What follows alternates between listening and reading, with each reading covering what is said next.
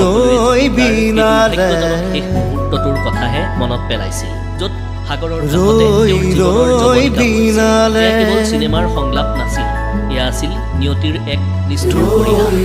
জুবিনদাৰ অবিহনে এই ছবিখন মুক্তি দিয়াটো ইমান সহজ নাছিল, কিন্তু এই ছবিখন জুবিনদাৰ সপোনৰ ছবি আছিল। সেইবাবে এই সপোনটোক বাস্তৱ ৰূপ দিয়াৰ গুৰু দায়িত্ব লৈছিল তেওঁৰ পত্নী গৰিমা শইকীয়াগৰাকীয়ে। সেই নাৰীগৰাকীৰ মানসিক স্থিতি আপুনিও এবাৰ কল্পনা কৰক। তেওঁ নিজৰ বুকুত এটুকুৰা ডাঙৰ কেঁচা ঘাঁহ লৈ ফুৰিছিল। তাৰ পিছতো মৰমৰ গোল্ডীৰ সপোন পূৰণ কৰিবলৈ তেওঁ দিন-ৰাতি একাকাৰ কৰি কাম কৰিছিল। এগৰাকী পত্নীয়ে ইয়াতকৈ আৰু কি কৰিব পাৰে?